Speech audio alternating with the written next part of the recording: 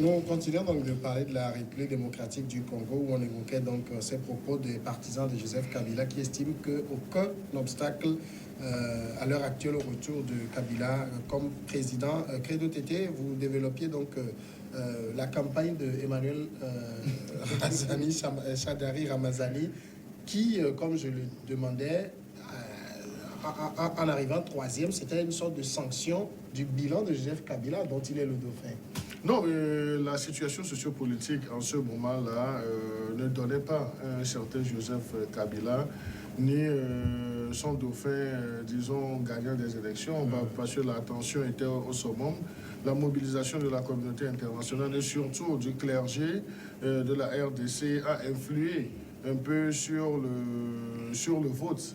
Donc je ne dirais pas le choix, sur le vote des Congolais. On a vu que le candidat ou bien le dauphin de M. Kabila était arrivé en troisième position. Mais ce n'est que partie remise parce que si vous voyez avec sa posture, M. Kabila a repris le devant même de la chose. Donc on a vu quelques jours après l'installation de M. Tshisekedi dans le fauteuil, M. Kabila a fait quelques communications politiques en faisant des sorties vraiment bien millimétrées et on a vu qu'il a été même parti rencontrer M. Tshisekedi. Il nous en souvient également, je faisais allusion tantôt à ces propos, comme quoi dans la vie, comme en politique, qui n'exclut rien, mais il nous en souvient qu'en juillet 2018, avant même de penser à débarrasser le plancher, donc il y avait une loi sur le statut des anciens chefs d'État, donc qui fait de lui aujourd'hui un sénateur à vie. Donc c'est qu'il a pris les garde-fous. Et au niveau du Sénat, il a une partition très importante à jouer. Donc aujourd'hui, M. Tshisekedi a compris qu'il doit jouer avec Kabila sur le schéma politique, mais il a également peur de certains de la ruse de M. Kabila. Et ce n'est pas anodin que des partisans de M. Kabila puissent déjà jouer dans la propagande politique en disant que rien ne l'empêche. Donc ça, ce n'est que la première marche de l'escalier. Donc c'était pour la finalité ou bien l'objectif même d'avoir injecté cette information dans la masse, c'était pour voir quelle sera la réactivité de ces postes. Donc, après avoir injecté cela dans la masse et après avoir recueilli, disons, toutes les sensibilités, donc vous verrez qu'ils vont passer à la seconde marche de l'escalier. Mais la seconde marche de l'escalier, les intentions vont réellement se préciser et c'est là où va commencer, disons, les difficultés avec le régime de M. Tshisekedi. Mais si M. Tshisekedi ne sait pas s'y prendre, soit c'est son gouvernement qui sera déstabilisé parce qu'il y a des proches, des caciques de M. Kabila qui tiennent des postes clés. Et là, la coalition même qui a fait cette déclaration, le porte-parole de cette coalition fut le directeur de cabinet de M. Kabila. Donc c'est dire que tout est bien préparé. En fait, il parle de son messie. Oui, mais il parle de son messie. Il parle de son messie. Et c'est tout à fait logique. Et c'est ce que Sylvestre dit en faisant le panorama de nos régimes politiques. C'est que on peut dire que les messies ou bien les joueurs principaux sont tenus par ceux qui les entourent. Et ceux qui les entourent font assez de bruit parce qu'ils pensent et ils croient dur que lorsque on aura pour repositionner un certain Joseph Kabila, donc ce sont les caciques qui vont revenir au pouvoir. Donc ils pourront également développer... Et ça, c'est de bonne guerre. Et si nous voyons même au niveau de nos oppositions et puis des états-majors de nos oppositions, c'est la lutte pour conquérir le pouvoir. Et lorsqu'ils arriveront dans le fauteuil présidentiel, que ce soit les opposants de tous les horizons, c'est qu'il y a un petit cercle qui les pousse et le petit cercle la mange. Est-ce que vous croyez, Adam Majornou, que si éventuellement en 2023, Joseph Kabila voulait se représenter, les Congolais lui feraient confiance? Lui faire confiance, les Congolais, je crois que la nomenclature politique du Congo ne serait quand même présagée qu'on puisse quand même parler des Congolais dans leur globalité. Puisque je pense que Kabila a son parti politique, il a des mouvements qui le soutiennent, les autres tendances également aussi, leur soutien, et ainsi de suite. Donc, je pense que la lutte va se redéfinir, va se redessiner autrement.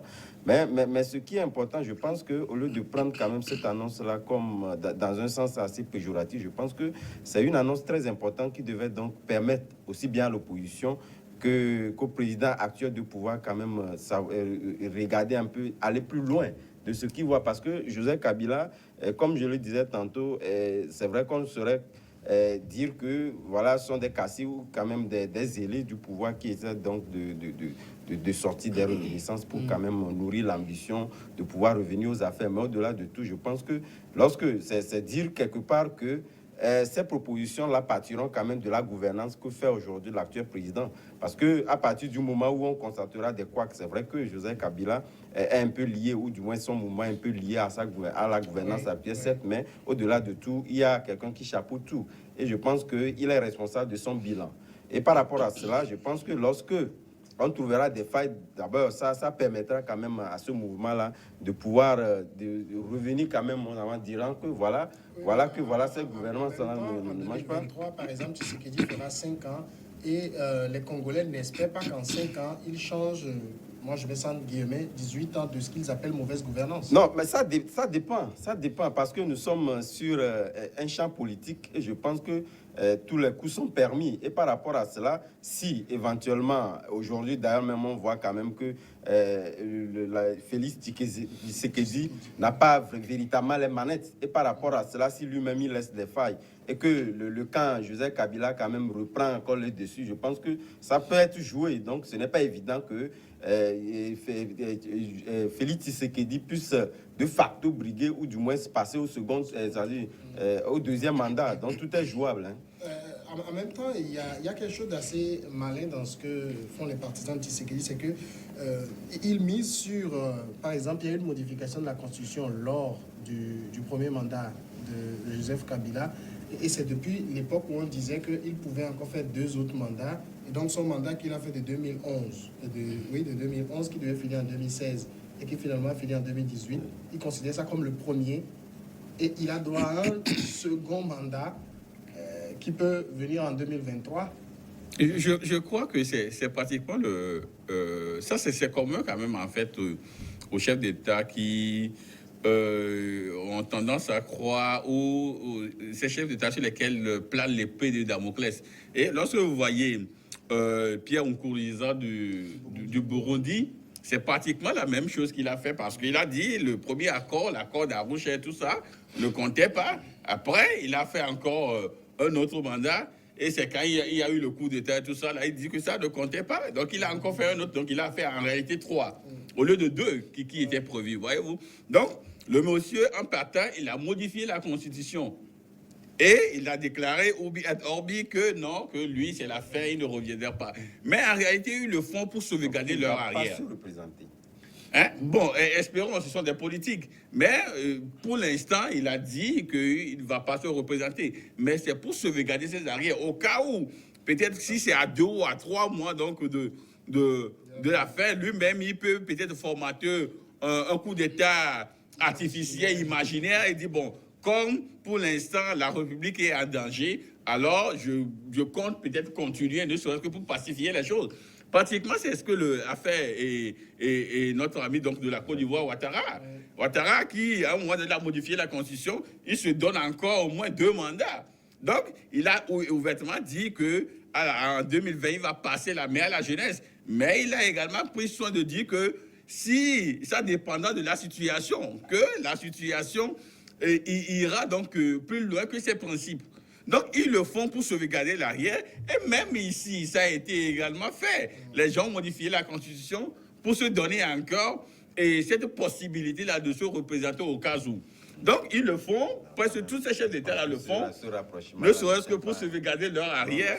Et au cas où ils voient que devant n'est pas tellement rose, ils s'accrochent. Donc, voilà un peu le schéma de nos chefs d'État, mais quand même, c'est dommage.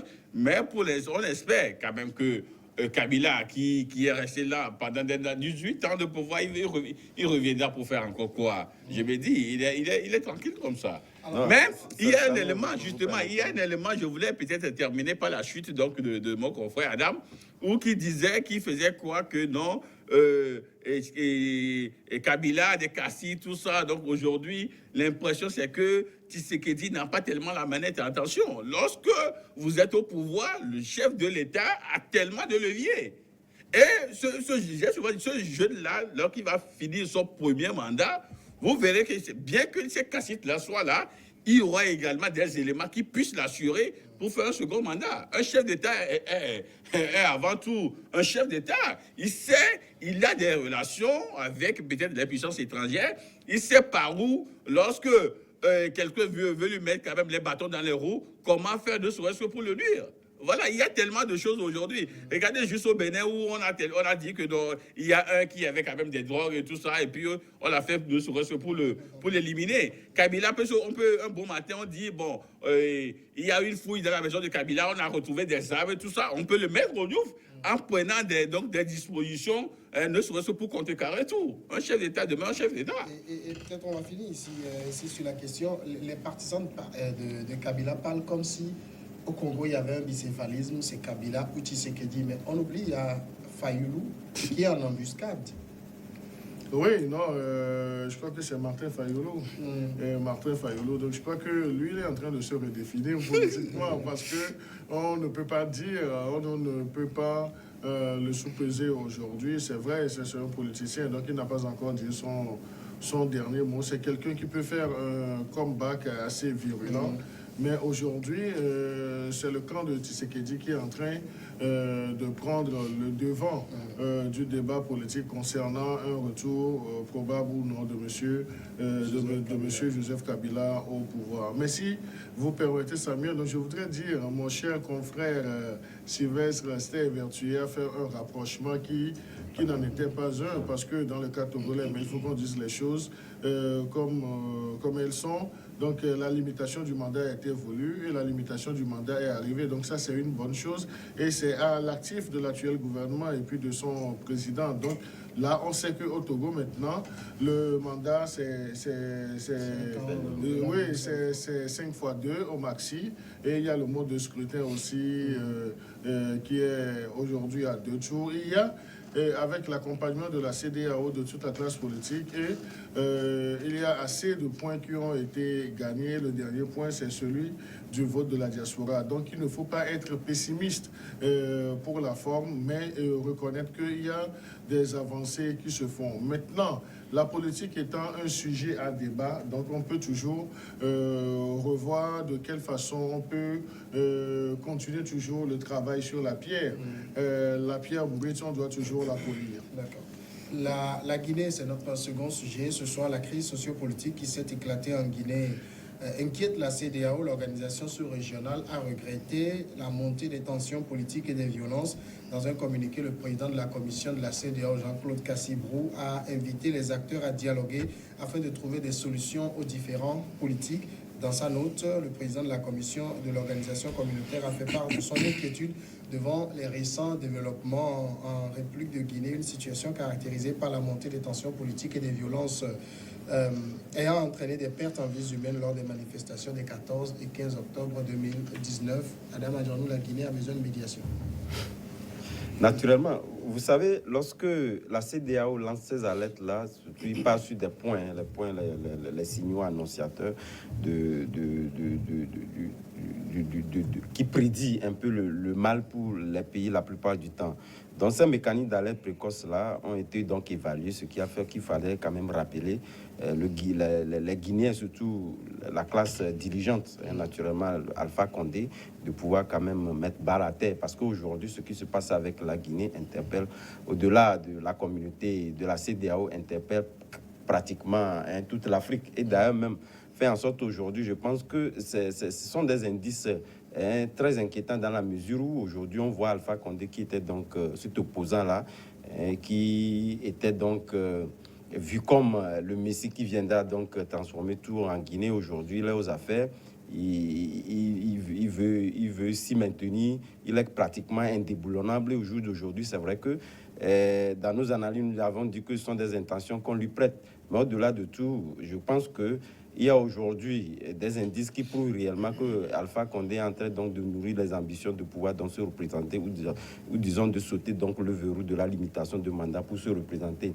Malheureusement, aujourd'hui, lorsqu'il ne prend pas de dispositions assez claires, nous avons donc des morts d'hommes, les dégâts collatéraux liés donc à cette crise-là qui ne font pas bien pour la CEDEAO, qui d'ailleurs même ne permet plus à ce que ces crises-là puissent donc handicaper aussi bien l'économie et puis la vie sociale, la vie sociale dans ces pays-là. Et je pense que Alpha Condé, pour quand même sortir par la grande porte de verre, les jours à venir, non seulement appeler au dialogue, mais quand même prendre des décisions courageuses pour situer le pognon. S'il y a lieu quand même de pouvoir, de toute façon, moi j'estime que, disons, appeler les Guinéens à un référendum n'est pas mauvais en soi, parce que je pense que les lois de ce pays-là, étant donné que ça a traversé quand même des moments, il faudrait quand même que cela soit défini dans un cadre consensuel, et pour que les Guinéens, aussi bien de la classe de l'opposition que la mouvance présidentielle, prennent des dispositions, voient quand même les tests qui peuvent être retouchés. Et je ne crois pas qu'aujourd'hui, Alpha Condé puisse être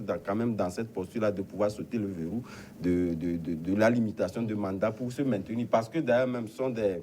Je pense que la CEDEAO même n'admet plus cela, et la plupart des pays, je pense que le Togo est un bon exemple, qui a d'ailleurs même limité ce mandat-là, parce que chez nous, rien n'obligeait quand même le président de la République à pouvoir donc limiter ce mandat. Mais quand même, c'est de bonne guerre. Je pense qu'aujourd'hui, je pense que Alpha Condé ne va pas faire le contraire. C'est la phrase précédente qui m'intéressait, rien ne l'obligeait. Non, rien en réalité ne l'obligeait. Si quand même il nourrissait l'ambition, si les intentions qu'on lui prêtait, que voilà, il était donc venu au pouvoir pour s'y maintenir, je pense qu'il pouvait quand même laisser. Puisque d'ailleurs même, l'émanation du saut de ce verrou-là ne venait pas de lui. Donc, carrément, il pouvait quand même se prévaloir de cet être-là et puis laisser la situation perdurer. Donc, par rapport au fait, là, je pense qu'Alpha Condé devait quand même suivre l'exemple du Togo en laissant quand même les tests tels qu'ils sont, pour que la population puisse vivre en paix. Sylvestre, ce que traverse Alpha Condé actuellement et qui amène la CEDEAO à intervenir rappelle un peu ce qu'a connu le Togo, où Alpha Condé lui-même était intervenu en tant que facilitateur. Aujourd'hui que lui-même se trouve dans la situation et la CEDEAO les appelle au dialogue, il faut que la CEDEAO intervienne. Non, vous savez, les responsables de la CEDEAO ont tendance à jouer aux aveugles. Oui, ils ont tendance à jouer aux aveugles, mais ça ne sied pas. Ça ne sied pas parce que nous sommes dans un continent aujourd'hui qui est mouvant. Nous sommes dans un continent aujourd'hui l'Afrique doit progresser. Et ce syndicat de chefs d'État qui se soutiennent infailliblement ont tendance à nous faire reculer. Tout à l'heure, lorsque on me dit que non, qu'il n'y a rien ne l'obligeait, et on faisait tout à l'heure un rapprochement, dit rien n'obligeait quelqu'un donc à revenir à limiter le mandat. Non, je veux dire non, il y a quand même la morale, l'éthique l'obligeait à le faire. Maintenant, lorsque vous prenez ces chefs d'État-là qui veulent modifier la Constitution, je me dis qu'ils sont en train donc de blesser la décence. Prenez le cas donc de Alpha Condé qui a 81 ans. Les tests disent que 2 mandats, d'accord, tu t'en vas. Maintenant, lorsque mon confrère tout à l'heure dit qu'il faut convoquer un référendum. Convoquer un référendum, pourquoi? Il n'y a aucun problème qui se posait. Les tests disent, les tests sont perfectibles, d'accord. Mais ce n'est pas parce que vous allez venir et personnaliser ce test-là. Ce qu'il veut faire aujourd'hui, il veut faire un forcing. Or, il oublie qu'il est dans un pays, la Guinée, où les gens... Dès qu'ils n'auront pas ce qu'ils veulent gagner de coup, ils ne vont pas jamais abdiquer. Et là, ça me permet de faire juste un rappel donc de l'histoire. Lorsque vous prenez aujourd'hui le président de la commission de la CEDEAO, M. Jean-Claude Bou. Jean-Claude Bou était donc Jacques Assibou, voilà. Il était donc le conseiller économique et financier d'Alassane Ouattara en 90. Et lorsque Alassane Ouattara a commencé à avoir des problèmes avec Marseille de Souza, paix à son nom, l'ancien président de la commission, à cause donc du rapprochement avec du Maroc et de la CEDEAO, que de Souza donc ne voulait pas, Ouattara a fait tout possible, ne serait-ce que pour faire partie donc des Souza. Et il a mis son homme de main, qui est aujourd'hui M. Brou. Monsieur Bou, aujourd'hui, lorsque le président guinéen, lorsqu'il voulait modifier la constitution, il est parti en Côte d'Ivoire parce qu'il y a un monsieur là qui peut donc garantir un troisième mandat, il a garanti au Togo. Donc, il est parti le voir donc en Côte d'Ivoire, ne serait-ce que pour lui faire jauger ce qu'il veut faire. Et déjà en Côte d'Ivoire, il a des Guinéens qui ont commencé donc à respecter, à dire que le monsieur veut faire un troisième mandat. S'il n'avait pas l'idée, il devait déjà faire des annonces à Côte d'Ivoire, dire ouvertement qu'il ne fera pas un troisième mandat. Il est revenu dans son pays, qu'est-ce qu'il fait? Il demande un dialogue. Il demande un dialogue en consultant, en ayant déjà consulté Alassane Ouattara. Et maintenant, l'homme de main d'Alassane Ouattara, qui est le président de la commission, dire donc qu'il faut appeler un dialogue. Appeler un dialogue pourquoi? Appeler un dialogue ou pas? Parce que tout se décide entre eux. Tout se décide entre eux. Aujourd'hui, il n'y a pas question d'appeler un dialogue en Guinée. Ce qu'il a lieu de faire, c'est d'estiper le virus. Et ce virus-là n'est que ce président de 81 ans qui donc a mal de repères, qui a mal de sensation et qui ne sait pas là où poser la tête. Aujourd'hui, les têtes sont claires. Vous faites 2 mandats et là, vous dites au revoir au peuple. Et vous pouvez servir donc être dans la loge des sages pour conseiller. Mais le vieux veut faire un forcing, ce qui est tellement malheureux pour l'Afrique. Je voulais rappeler à mon frère pour lui dire que la présidence de la CEDEAO, c'est une présidence tournante. Ils l'ont dit lorsqu'ils étaient quand même à Lomé. C'est parce que il y a une présidente tournante. Le Burkinabé a fait 2 mandats. Le Burkinabé a fait 2 mandats. Vous avez fait 2 mandats. Mais pourquoi est-ce qu'ils ont tout fait? Ils l'ont bien. Ils l'ont fait partie. Je vais te dire, ils l'ont fait partie parce que la manière dont M. Dessouza a géré donc la crise gambienne, ils ont ouvertement dit qu'ils ne consultaient pas les chefs d'État. Le président de la commission a pris une décision courageuse qui a fait partie de Yaya Jammeh. Vous croyez que s'il avait consulté ces chefs d'État-là, je vous dis que Yaya Jammeh sera encore président en Gambie aujourd'hui. Voilà. Au niveau de la Guinée, en tout cas, la CEDEAO se dit engagée à accompagner en collaboration avec l'UA, le gouvernement guinéen, les partis politiques et les autres acteurs dans le cadre d'un dialogue. Dialogue sous l'égide de la CEDEAO, moi je ne sais pas, mais vous savez que sous le 228, ici, on en garde un mauvais souvenir. Hein. Non, mais ceux qui voulaient en garder un mauvais souvenir le gardent, mais il ne faut pas dire que c'est général, parce que la CEDEAO a joué sa partition dans la crise togolaise, et la CEDEAO n'avait pas pour mission de prêter le flanc à une partie, disons, la crise. Et je crois que la CEDEAO doit jouer son impartialité dans les problèmes au niveau des États. Et si la CEDEAO appelle aujourd'hui au dialogue dans le contexte guinéen, c'est parce qu'il y a des tensions politiques assez graves et qui ont débouché sur des violences. Et là, qui peuvent s'asseoir pour régler, pour faire baisser la tension, ce sont les acteurs politiques.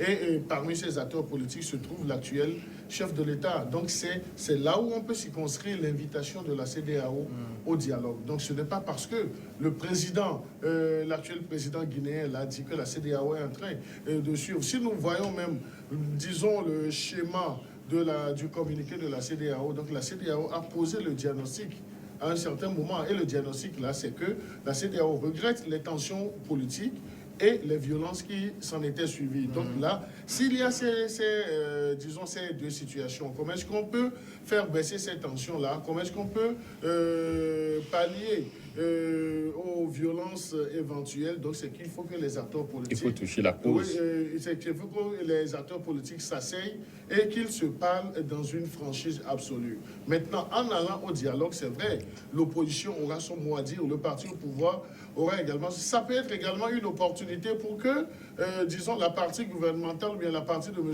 Condé puisse dire clairement, est-ce que l'intention qu'on lui prête, est-ce qu'il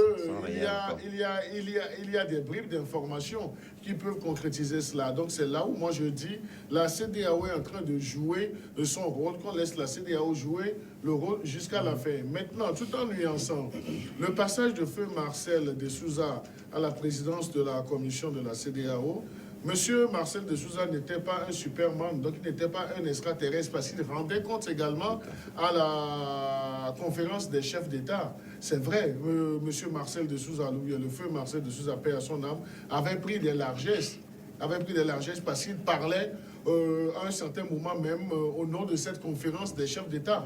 Et on lui a rappelé qu'en fait, il est président de la commission, mais il y a des organes également, parce que ce qui s'était passé, avant qu'un président de la commission même ne parle, il y a ce qu'on appelle le conseil de sécurité, le conseil de médiation. Et le conseil de sécurité puis de médiation, donc ça regroupe aussi bien les ministres des Affaires étrangères des États membres que les ministres de la Sécurité, parce qu'il faut tout évaluer. Et pour un président de la commission de la CEDEAO, donc il ne devait pas aller dans cette diarrhée verbale qui a failli même envenimer la situation. Il y a eu par après des choses qui ont été dites, qui ont été rapportées. Nous, on ne peut pas les certifier, comme quoi ça n'avait pas plu à M. Alassane Ouattara. Non, c'est une vérité. Non. Mais moi, je ne peux pas. Je vous dis, c'est une vérité. Non, je ne peux pas le monsieur a pris des décisions courageuses.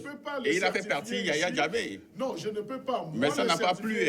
Mais je ne sais pas si Sylvestre a les preuves de ce qu'il avance. Je vous dis ce que c'est une réalité. Monsieur, le feu président Marcel de Souza de la commission de la CEDEAO avait pris un certain nombre de largesses et il avait posé des actes qui ont été diversement appréciés. Mais cela ne voudrait pas être présenté comme un trophée parce qu'un président de la commission de la CEDEAO est également sous les règles. Maintenant, comment est-ce que ça fonctionne? C'est la conférence des chefs d'État qui se réunit,